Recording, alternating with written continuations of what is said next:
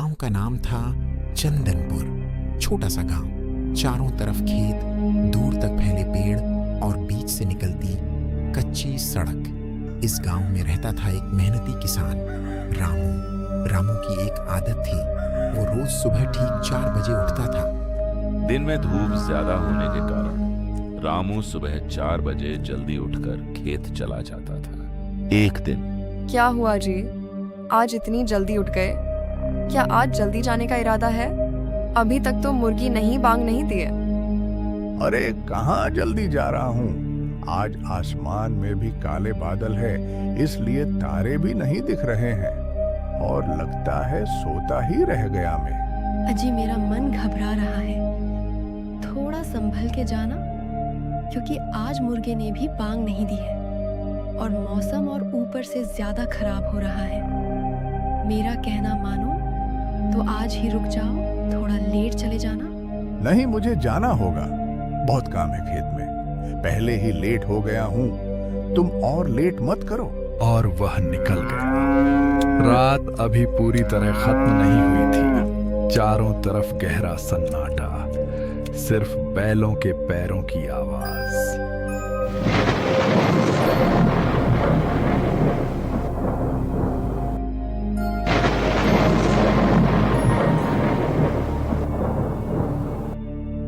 रामू धीरे धीरे खेत की ओर जा रहा था। चलते चलते वह खुद से बोला, आज कुछ ज्यादा ही अंधेरा है, लगता है सच में अभी 4 नहीं बजे।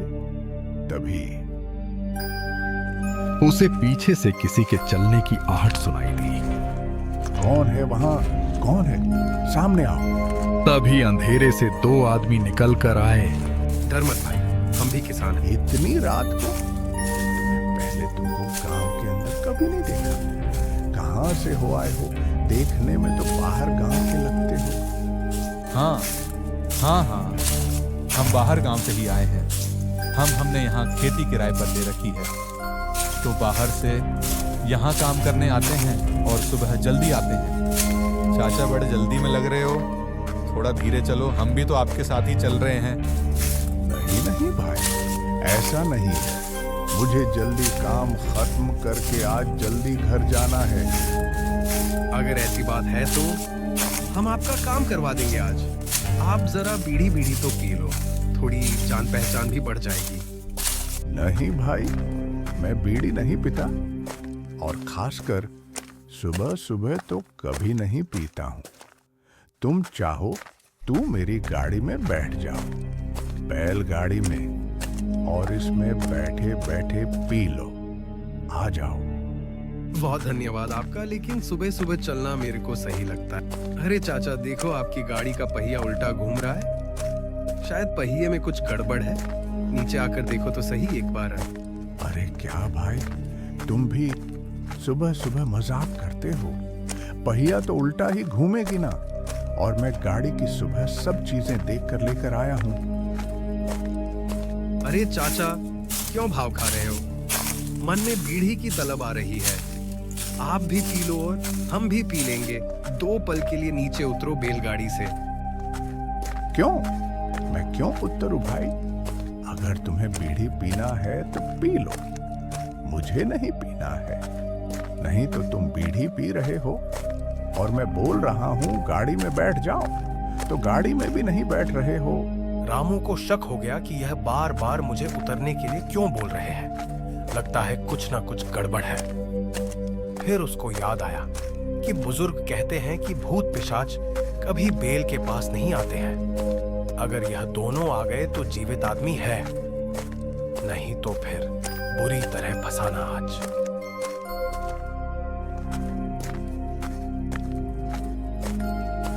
अरे भाई, मुझे लगता है मेरे बैल के पैर में कुछ फंस गया है। जरा देखना क्या फंसा हुआ है, तो निकाल देना। थोड़ा बैल लंगड़ा के चल रहा है। नहीं, मैं नहीं देख सकता, मुझे डर लगता है बैल से। सुनीता सही कह रही थी कि अभी 4 बजे नहीं बजे हैं।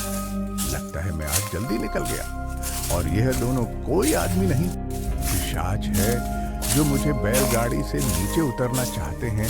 मैं इनके झांसे में नहीं आऊंगा, मुझे कैसे न कैसे इनको उस चौक वाले रास्ते के पास ले जाना होगा, क्योंकि अगर मैं वह रास्ता पार कर गया तो मेरे पीछे छोड़ देंगे, क्योंकि बुजुर्ग सही कहते हैं कि यह पिशाच कभी रास्ता पार नहीं करते। और रामू उन दोनों को बातों के अंदर उलझाए रखता है। रामू को पता था कि कैसे भी करके मुझे वह रास्ता पार करना होगा, जब तक उन लोगों को बातों में उलझाए रखना होगा। और रामू वो रास्ता पार कर लेता है, लेकिन वह पिशाच वहीं रुक गए थे। रामू ने पीछे मुड़ के देखा तो वह असली रूप में आ गए थे। यह देखकर रामू हक्का बक्का रह गया। उसकी दिल की धड़कन बढ़ गई। उसने सोचा, आज तो बाल बाल बचे। आज तो तू बच गया, लेकिन याद रखना, दोबारा आया तो नहीं बचेगा। और फिर रामू जल्दी जल्दी वहां से खेत की ओर चला जाता है। रामू को दिन भर खेत में काम करते करते वही घटना बार बार याद आ रही थी। रामू को मन ही मन बहुत डर लग रहा था। रामू बैलों को धन्यवाद दे रहा था कि आज ये नहीं होते तो आज मैं भी नहीं बचता। आज के बाद मैं रात के समय उस रास्ते से कभी नहीं आऊंगा, जाऊंगा नहीं। उसने कहा था कि आज तो बच गया, लेकिन नहीं नहीं, अब उस रास्ते से नहीं आऊंगा। रामू ने घर पहुंचते ही अपनी पत्नी शांता को उस घटना के बारे में बताया। आज तो मैं भगवान की कृपा से सही सुरक्षित बच गया। ये दिन मैं कभी नहीं भूलूंगा। भगवान आपका लाख लाख धन्यवाद। आज आपने मेरे पति की जान बचाकर मुझ पर बहुत बड़ी कृपा की है। मैं आपकी हमेशा आभारी रहूंगी। मैं तो आपको हमेशा बोलती हूँ कि सही टाइम देखकर निकला करो, लेकिन आप ही हो जो मेरी एक नहीं सुनते। हाँ भाग्यवान, आज के बाद मैं अंधेरे में कभी नहीं निकलूंगा। कुछ महीने बाद एक दिन रामलाल को पैदल पैदल शहर से आते हुए देर हो गई।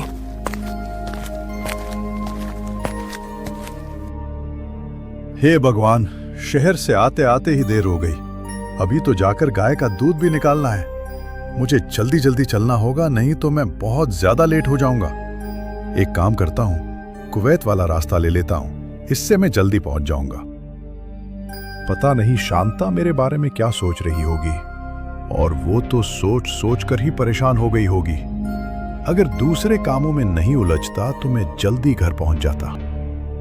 तभी रामू को चलते चलते एक पेड़ के नीचे दो आदमी बैठे हुए दिखाई दिए और वो आपस में बातें कर रहे थे। मैं फिर से आज गलत रास्ते पर आ गया। जल्दी के चक्कर में कुएं वाले रास्ते से आ गया, जो कि मेरे साथ एक बार पहले अनहोनी हो चुकी है।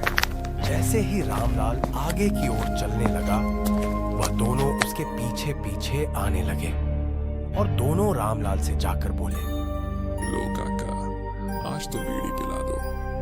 आज तो आपको खेत कोई पानी नहीं देना है। अरे रुको तो काका, इतनी भी क्या जल्दी है? हमारी बात भी तो सुन लो। बहुत इंतजार करवाया, उस दिन तो तू बच गया, लेकिन आज और अचानक उस जंगल में सन्नाटा सा छा गया। और जब गांव वाले उसे रास्ते से निकले तो उन्होंने देखा कि रामलाल रास्ते के बीचों बीच पड़ा है।